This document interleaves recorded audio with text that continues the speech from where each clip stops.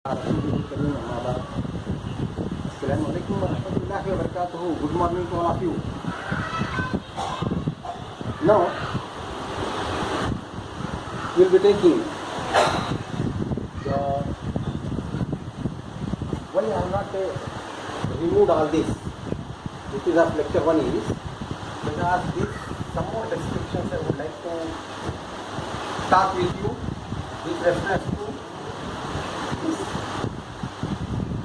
Now, today we are starting your engineering materials lecture 2. The lecture 2, okay? Here, you see, engineering materials. When you are seeing engineering materials, क्या समझ रहे हैं आप लोग engineering materials में? तो समंदर है, समंदर, it's an ocean, you know. ये आपका एक चैप्टर है,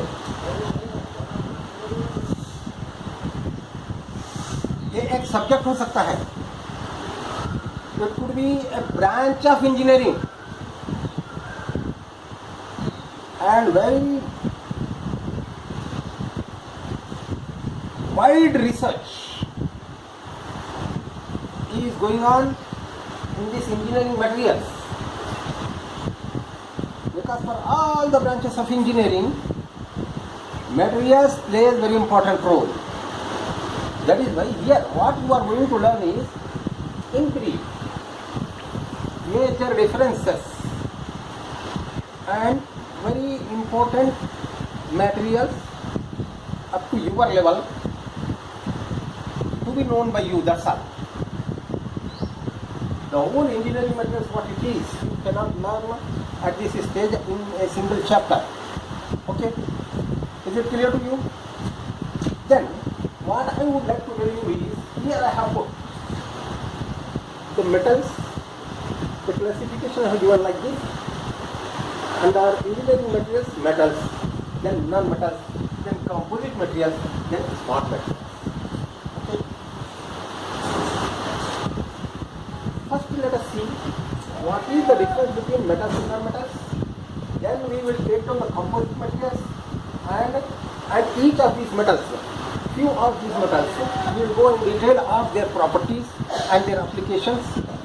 Then we will be talking about the composite materials, and that we again compare with other materials, metals and non-metals. Then we talk about the smart materials. Here, when we are talking about the metals and non-metals, many materials which we are using under these metals and these non-metals are existing naturally, and many of them are synthetic also. When we are talking about the composite materials and the smart materials, all those materials are synthetically prepared. Is it clear to you? Therefore, many metals are naturally present, many non-metals are naturally present. Like here, if you take down some of the things in metals, if you talk about iron, aluminum, zinc, copper, as it is given. Okay. These are naturally present. When we are talking about the steel, in that low carbon steel, medium carbon steel, high carbon steel, tool steel, stainless steel, then synthetically they are prepared. Like that, if we talk about the non-metals, then like wood, rubber, glass, emeries,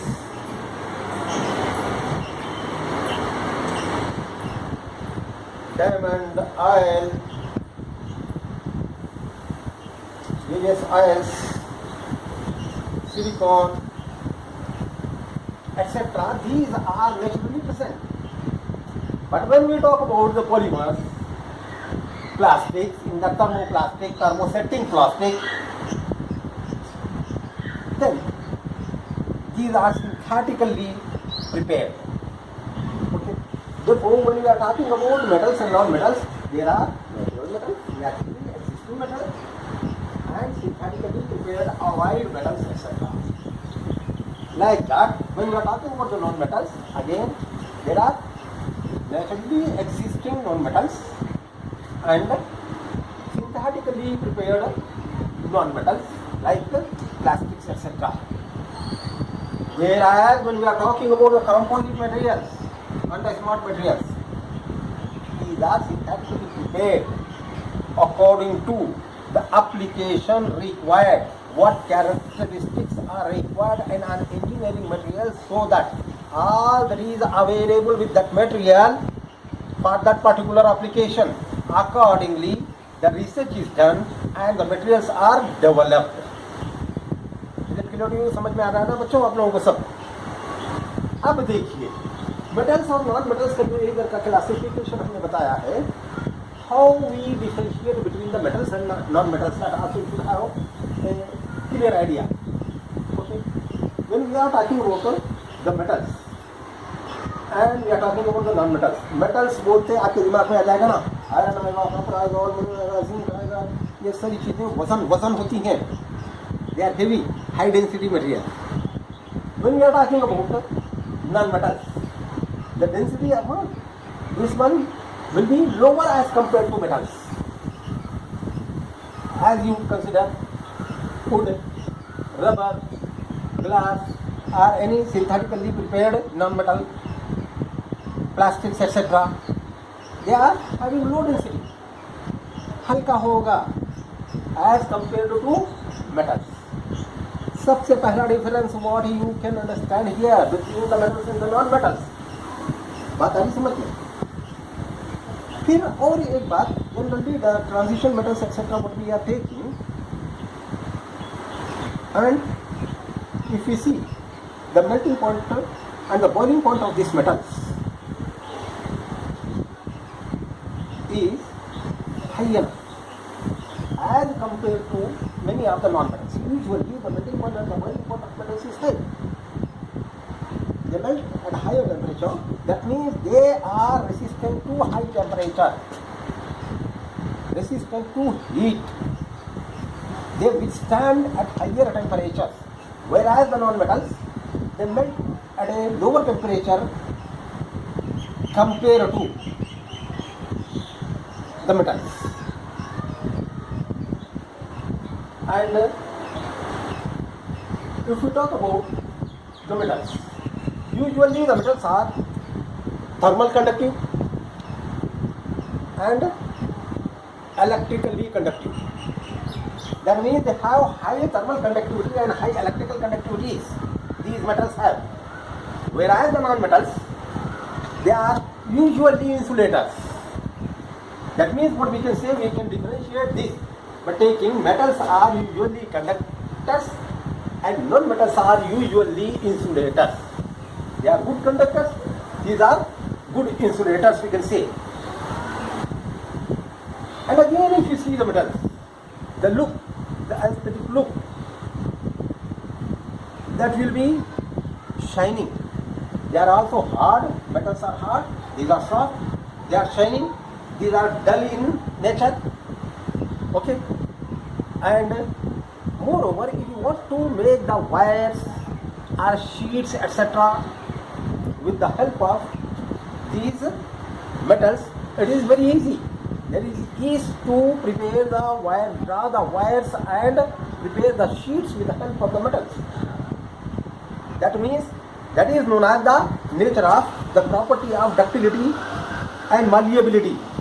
Whereas these metals are ductile and malleable, whereas almost usually the non-metals are not that. Drawing the wire from this is quite difficult, and preparing the sheet by applying the pressure is quite difficult. Of course, by heat and pressure, etc., it could be done. Okay, and metals, very often these forms, the ionic bond, and they are ready to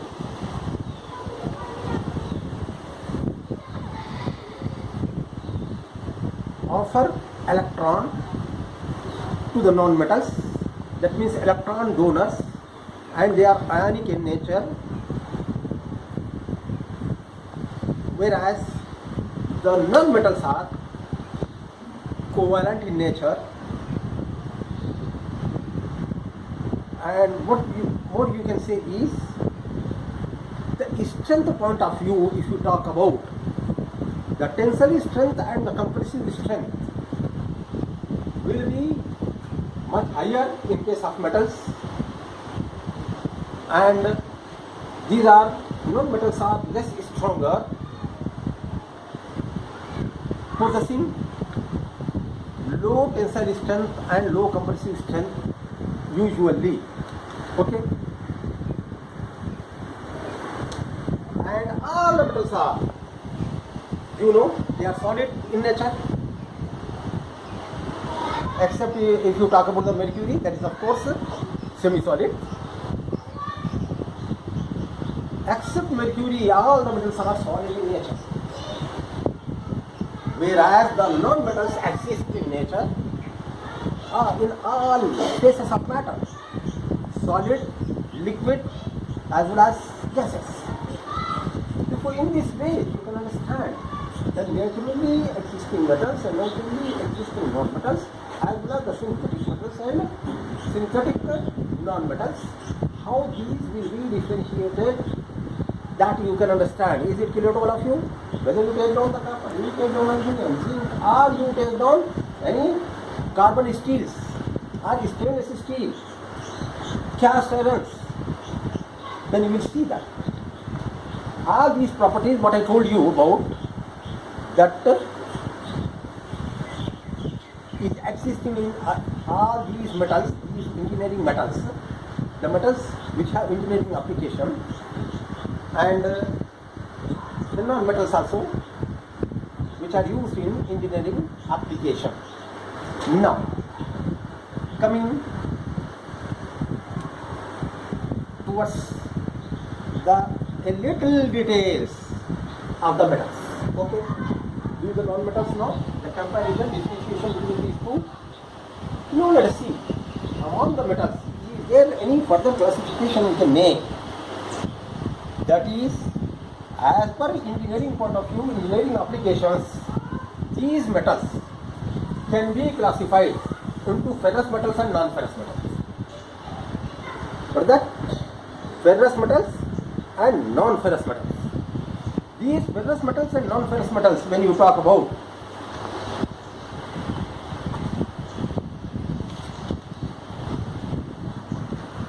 how they will be differentiated. Ferrous metals means what?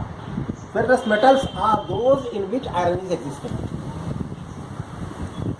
and non-ferrous metals are those which are free of iron, does not contain iron in it. That means, if you take down the example of that, iron containing metals, that means iron itself is naturally existing, then that can be taken ferrous in ferrous or ferric form. But synthetically many alloys etc. can be formed by using these metals, this iron. Those are low carbon steel, medium carbon steel, high carbon steel, tool steel, stainless steel, cast iron etc. Okay, that means from the iron only, either in the ferrous form or the ferric form. By the inclusion of carbon, it can be taken with low carbon combination, medium carbon combination and high carbon combination. These three types of steel can be taken. Low carbon means how much? The percentage of carbon in the steel is very less. That means about 0.25% carbon. That's all. Okay.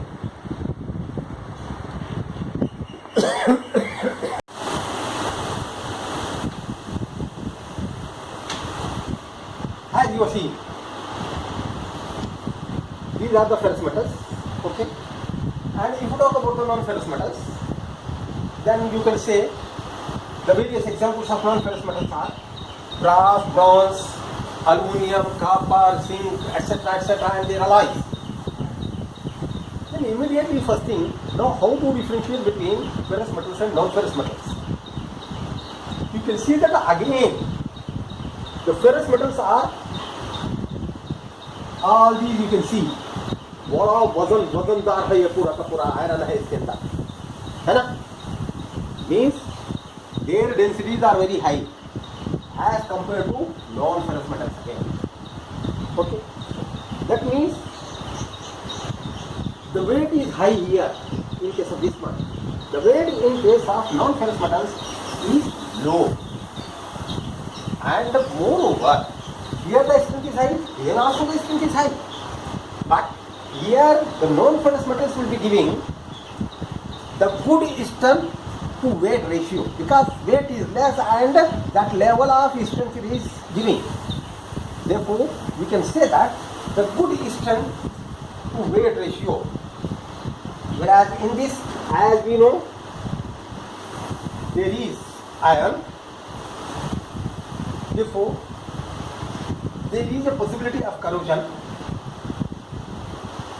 And whenever high resistance to corrosion, that means whenever the application is there with the water, etc., then non-corroding material is required. Therefore, for such type of applications, definitely will be moving towards the non-ferrous metals, or otherwise stainless steel side. Then non-ferrous metals are, of course, have good resistance to corrosion. As I told you, strength to weight ratio, that means they are light in weight and giving sufficient strength.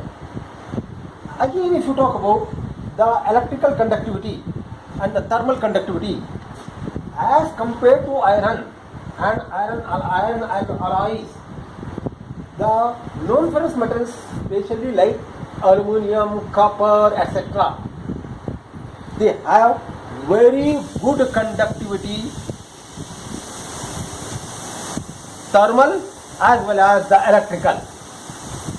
Therefore, as you know, the electrical wires, electrical conducting wires, etc., they are fabricated by using the copper or otherwise aluminium.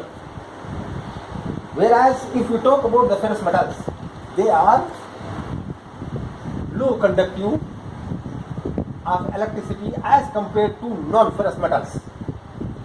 And as we know, this is softer as compared to this ferrous metal.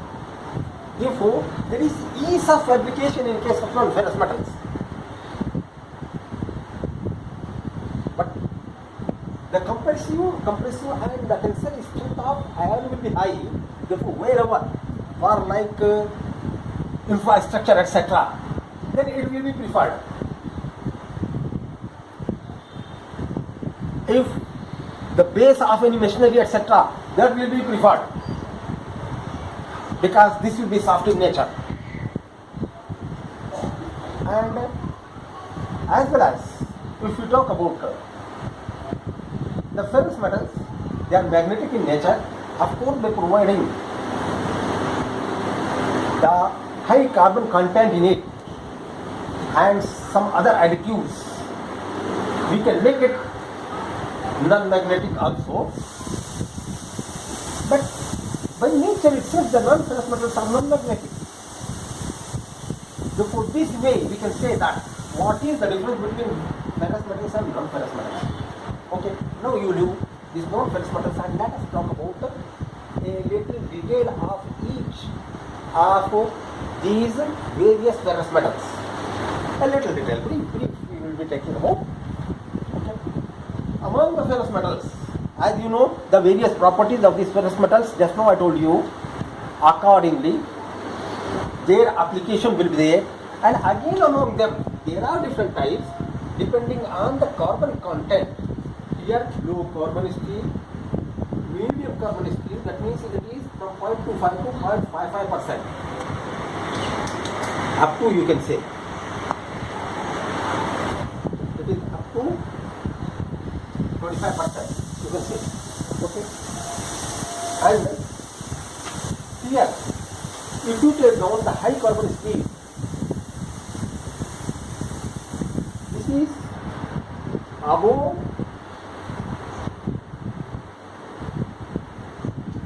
0.55% to nearly up to 2.5%. That means the carbon content in these alloyed steels are synthetic steels is 0.25% carbon content, medium carbon content. That means as you increase the carbon content into this iron, that hard it will become. Wherever the application, hard application are there, that means for example hexablade etc. for example, okay. Anyhow, tool steel can be used, but this high carbon steel is also working. Because the carbon content in this is high, therefore that will become hard enough. Razors, hexablades, like that, therefore they will become hard enough. That means the addition of the carbon, the hardness of the steel will be increasing. Now, among this, whereas remaining tool steel, stainless steel, cast iron, etc. Tool steel and stainless steel, what we are doing is, we are making other alloying elements, adding other alloying metals into this, like tungsten, molybdenum, cobalt, etc. That will be added to get these other type of alloyed steels. Okay. Whereas the previous, these first three will be only with the addition of the carbon and difference in carbon percentage. Remaining tool steel, stainless steel, etc. in this will be adding other alloying metals. Right? For example, chromium, molybdenum, tungsten, etc. That will be added in order to get further higher strength and hardness. Therefore, here, now a low carbon steel is there in this case, the carbon content is only 5%. Then what are the applications of this?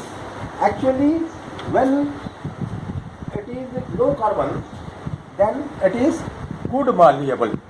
That means sheets can be fabricated very easily. Okay, and moreover easily machinable. Therefore, what will be prepared from this one are the automobile body parts and applications of this one.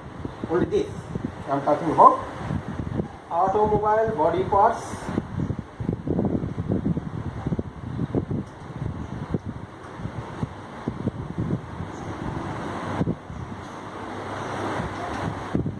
and some structural shapes.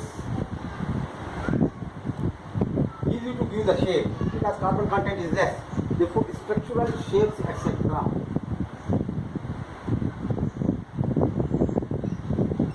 These are the applications of low carbon steel.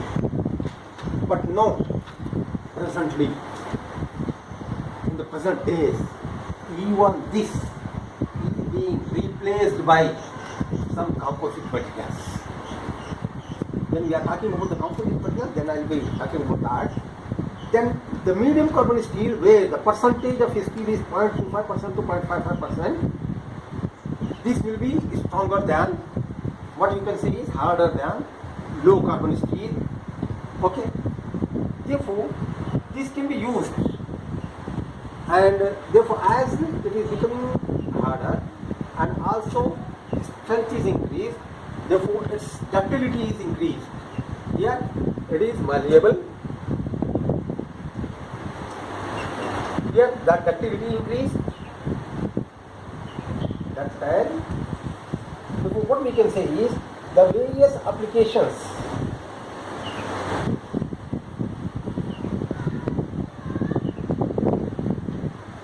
of this medium carbon steel are the various machine parts,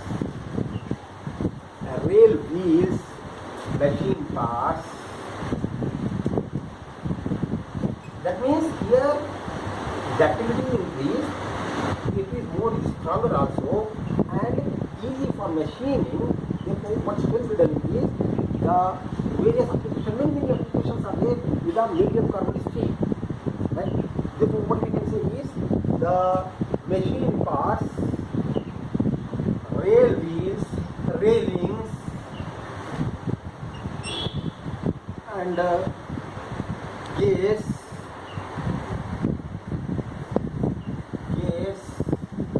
that means transmission parts, means gears, cams, or transmission parts can be done. Okay, gears, cams, etc. that can be fabricated. Now moving towards, you understood what are the properties saving from carbon addition there. Okay. Now further addition of the carbon makes high carbon steel where the percentage of carbon is above 0.55%. It is up to 2.5%, and this high carbon steel is much stronger compared to medium carbon steel and low carbon steel. Therefore, the application of this one is, as I told you, the knives, razor blades, hacksaw blades, high strength wires, etc. Blades, you can say, blades and knives, and some of the high carbon steel tools also, the cutting tool. But later, the alloyed steel is used for making of these cutting tools, that is tool steel. Okay, is it clear to you? Low carbon steel, medium carbon steel, high carbon steel. What are their properties? Right? This is much malleable.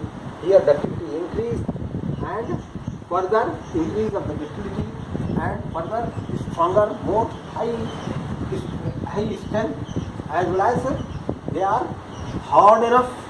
Therefore, the blades, hacksaw blades, razor blades, and knives, etc. can be fabricated with the help of this one. Okay. Now coming over to tool steel. Tool steel is containing carbon, of course, less, but other alloying elements like chromium, tungsten, silicon, and molybdenum, etc. will be added depending on what type of application is there. What are used? Is it clear to all of you? The low carbon steel, medium carbon steel, and high carbon steel. Okay. Now let's take down their application, the carbon content and their application, and what are the things that can be prepared with the help of this one. Low carbon steel, we can go for the sheets and automobile body parts. Some structural shapes, etc. can be fabricated easily as compared to other steels. Now, medium carbon steel, from that, because it is stronger enough as compared to low carbon steel, therefore the machine parts and railings and even power transmission parts like gears and cams, etc. can be fabricated. If the carbon content is further increased, then we can use that for the fabrication of, because that will become very hard and strong enough. Therefore, that high carbon steel can be used for the fabrication of knives, blades, razor blades, and hacksaw blades, etc. Now coming over to tool steel. Now in this tool steel, though the carbon content is less as compared to high carbon steel, but the strength is increased. Here, the carbon content is varying from 0.7 to 1.3. Carbon is varying from 0.7% to 1.3%. Okay, nearly. Now, what you can say is, then why it is tool steel? It had become strong enough and cutting tools etc. can be fabricated with the help of this one, and also the machine tool many parts. Why? Because of the alloying elements added into this one. What alloying elements will be added? That is like chromium, tungsten, molybdenum,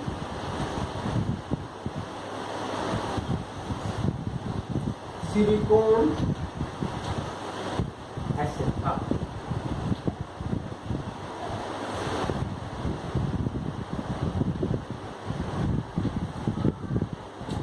You follow? These are the metals which are added to form this tool steel alloy. These alloying elements, what it do is, it increases the strength of the steel. Therefore, now the cutting tools etc., even dies, they will become high resistant to temperature and strength wise very high. Therefore, the cutting tools like drilling bit, turning tool, shaper tools, all that can be fabricated with the help of tool steel. And moreover, the dies etc., where the molten metal will be poured in the dies sometimes some other metals, then they have to withstand very high temperatures. For the non-metals etc., the dies will be used for the fabrication purpose. Therefore, they have to withstand the high temperatures, and that is provided by various proportions of these alloying elements. And therefore, these cutting tools and dies etc. can be fabricated by using this tool steel. The application wise you understood what are the alloying elements that could be added to tool steel, that you can understand, and what is the percentage of carbon that is low as compared to high carbon steel. But due to presence of other alloying metals and non-metal also, it will become more stronger. Okay. Then we will be talking about the stainless steel, right? In stainless steel also, what is added? Next is stainless steel. Okay.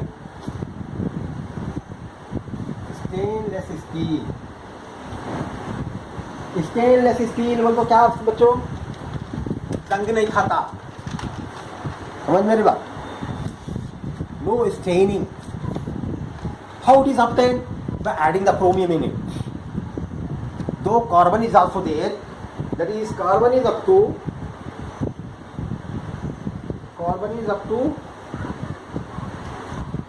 0.8%.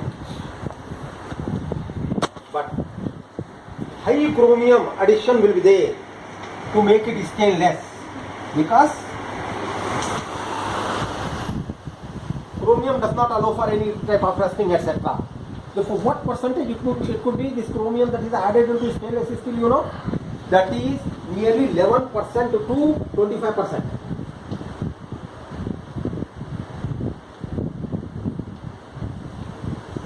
Then it will become very shiny. It will look, become aesthetic, and many applications are there. It have very excellent resistance to corrosion. That means for water flow, everything we can make the parts with the help of this stainless steel. And even the railings etc. which are exposed to sun and water, rain etc., there again we can use this stainless steel. Therefore, there are many industrial and domestic applications of this stainless steel, because here the chromium is added, look is good, shining. Therefore, you know, many of the utensils etc., domestic applications, you know, रोज use करते हैं ना, वो बनाए जा सकते हैं. Rusting नहीं होगा, सफाई इजी हो जाएंगी, easy to clean, no stains on it, and that is no stain, so hard, and many industrial applications also there, right?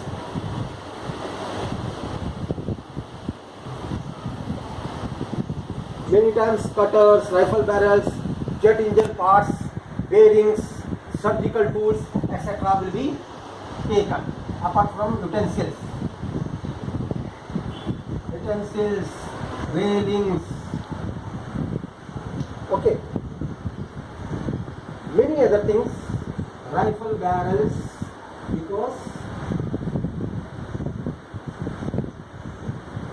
jet engine parts, bearings, surgical instruments,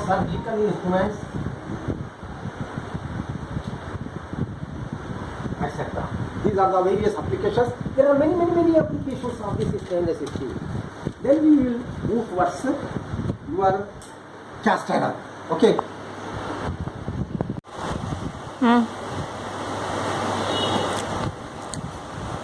As you know, the stainless steel is good wear resistant and good corrosion resistant. Therefore, it is also useful for food processing devices as well as the chemical processing devices. Okay. Therefore, it is very widely used steel for various applications. Now the next is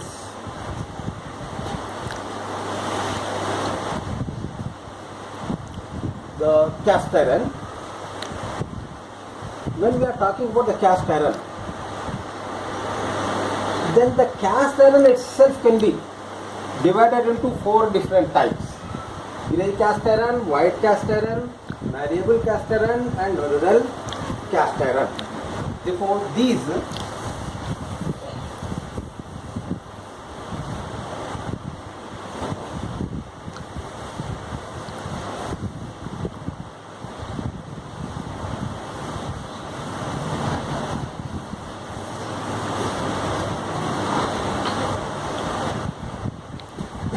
let us see each of these. Grey cast iron. Okay.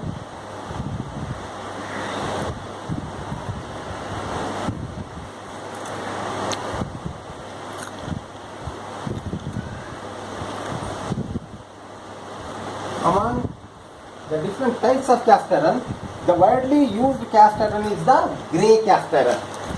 Here, in case of grey cast iron, the carbon percentage is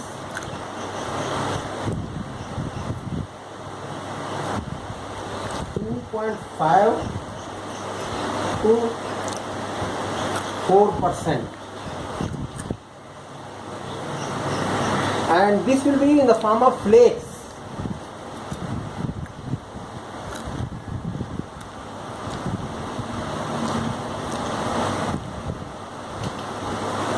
As this carbon is taken in the form of flakes, the special application is possible, and apart from this carbon content, silicon is added.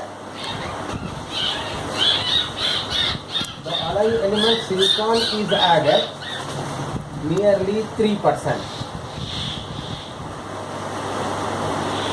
With this cast iron, grey cast iron will have good flowability, easy to flow, and good compressive strength as well as good vibration damping property.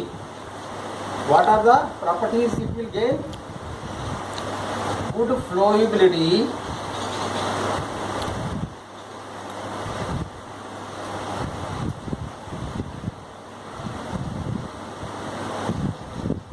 or fluidity you can say, good compressive strength, you can say fluidity, simple way, good fluidity, good compressive strength,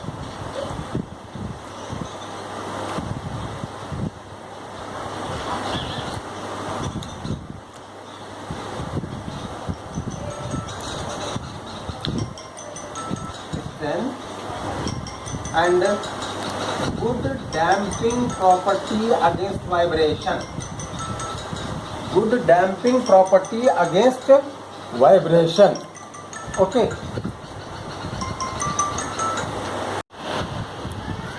the properties attained in grey cast iron with this carbon in the form of flakes and silicon with 3% are good fluidity, good compressive strength, and good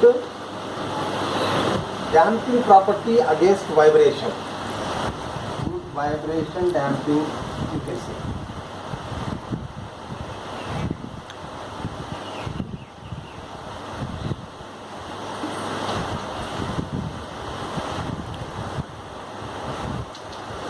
Therefore, there are very specific applications can be attained because of these properties in the grey cast iron, and those are the pressure vessels. The applications of this material is for the manufacture of pressure vessels,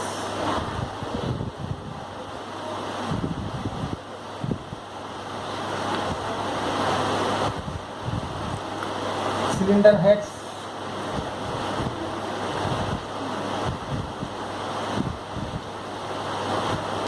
piston, clutch plates,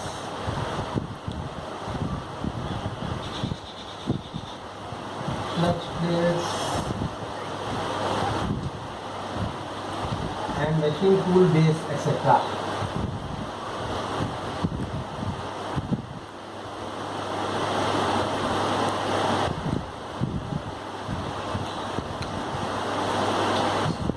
Then the another cast iron, that is the white cast iron, and in this white cast iron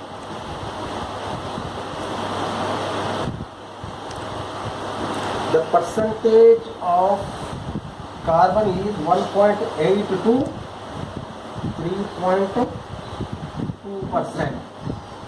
White cast iron.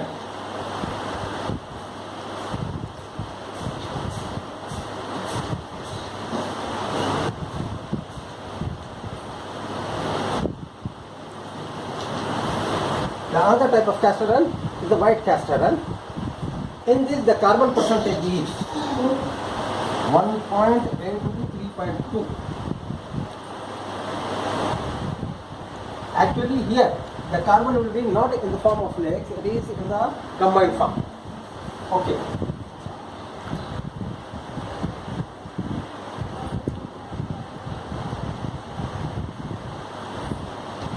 And the silicon present in it is nearly 1.8%. 1.8%. Now, because of this combined form of carbon present in it, we can say that it is hard enough. High level of hardness is obtained. There will be wear resistance, but there is no malleability and ductility. High hardness is there and malleability and ductility is not present. Therefore, what we can say is the properties attained are high hardness, high level of hardness, and wear resistance,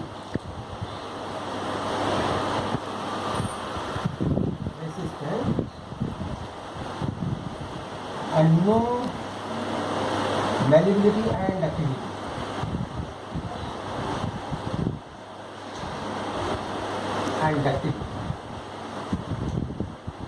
Therefore, accordingly, what we can say is the applications of this material is for the manufacture of liners, ball mill,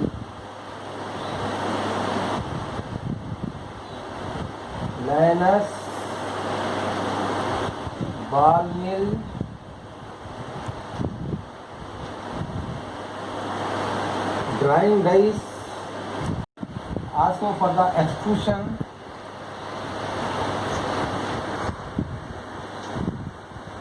and nozzles, etc.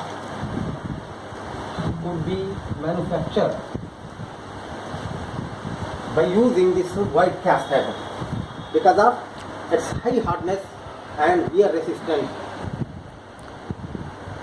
Because of these properties, the applications of this particular material, white cast iron, is for the fabrication of or manufacture of the liners, ball mill, and drying dies for grind as artificial and nozzle, etc. Okay. Now the next is the malleable cast iron. The name itself says there is malleability in this cast iron. Next is malleable cast iron.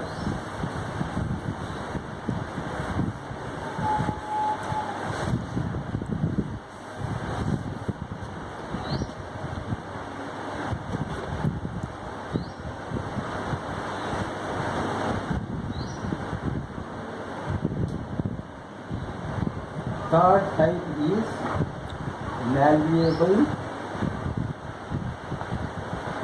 cast iron, and this malleability is found by providing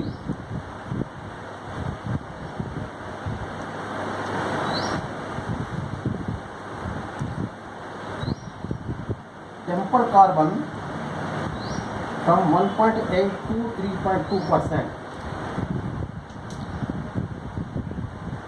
The tempered carbon is used here.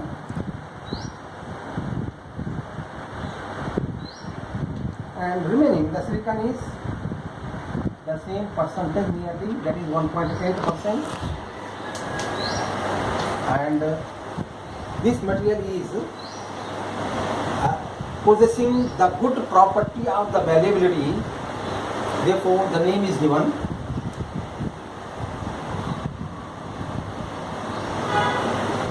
Good malleability property,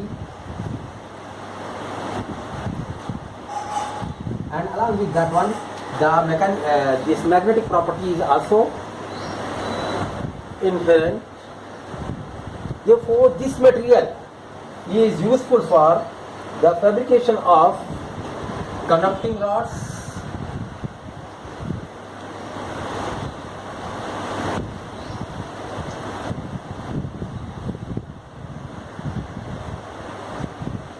the transmission gears,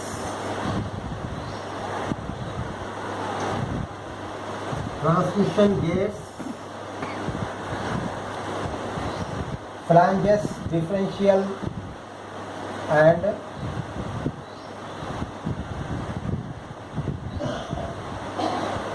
marine components also. Flanges, differentials,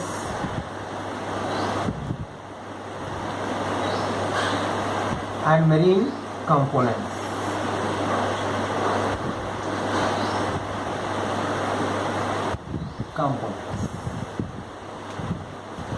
Then the next remaining is the nodular cast iron. This nodular cast iron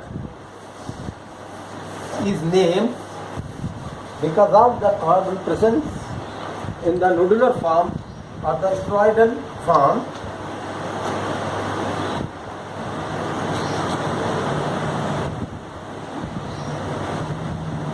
Nodular cast iron.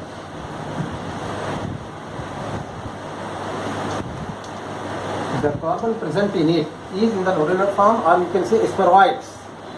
Carbon in the form of spheroids.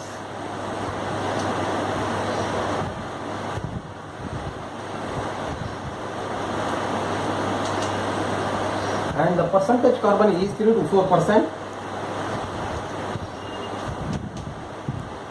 And silicon is nearly 2.8%.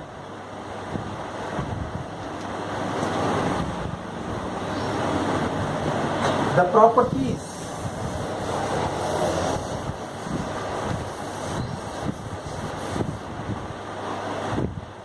the important properties of this nodular cast iron, you can say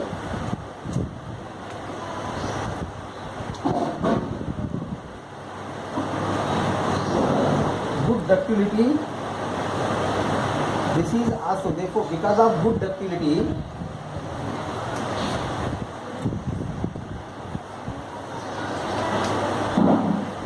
it is also known as the ductile iron.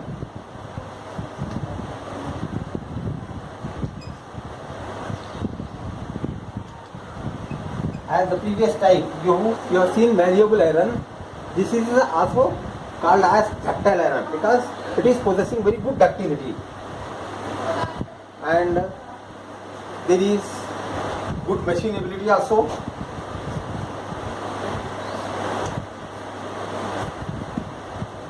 Machinability.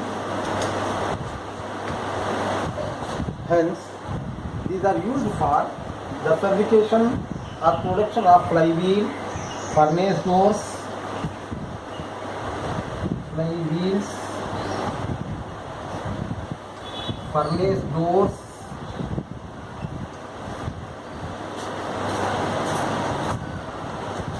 matrix motor frames,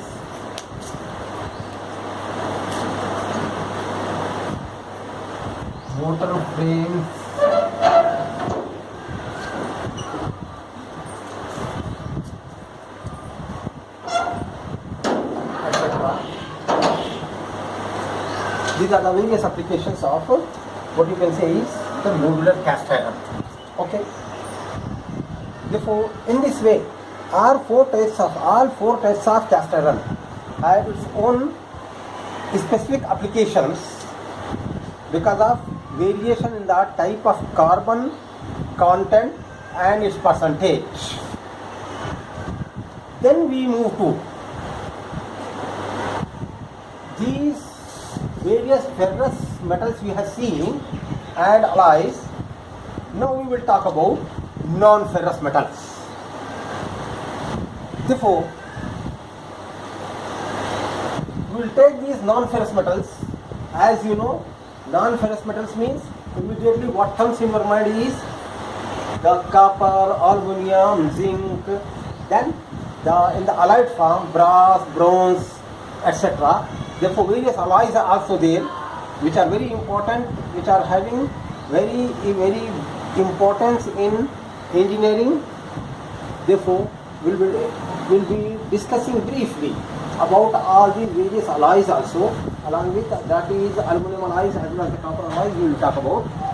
But here, this will be having very good thermal conductivity and good electrical conductivity, especially when we are talking about the copper, aluminum, etc. Okay. Therefore, in the next class, we will be talking about this one. Then we will talk about the composite materials and the smart materials. In the lecture 3, we will discuss about it. Okay, is it clear to all of you? What is the summary of this class is that what are the various types of engineering materials, how we can classify or divide it into various types. In that, the first metals we have taken, that itself is classified into two types, that is ferrous metals and non-ferrous metals. Then non-metals will take, and non-metals, various things are there in which the polymers, plastics, as well as the natural non-metals like wood, rubber, glass, etc., many ceramics. Then we have divided this into composite materials, which are all synthetic one, and the smart materials, those are also synthetic one. Whereas as far as the metals in which ferrous and non-ferrous metals we have taken, they both the natural as well as the synthetic forms we have taken. Then in non-metals also, we will be talking about the natural non-metals and also the synthetic non-metals. Then in composites and smart materials, all synthetic materials will be talking there. Okay. In the next class, we can leave all these things and we will finish off this engineering materials basics, we can say. In other words, what we can say is basics of engineering materials. Whereas as I told you, engineering materials is an ocean. Okay. Thank you very much.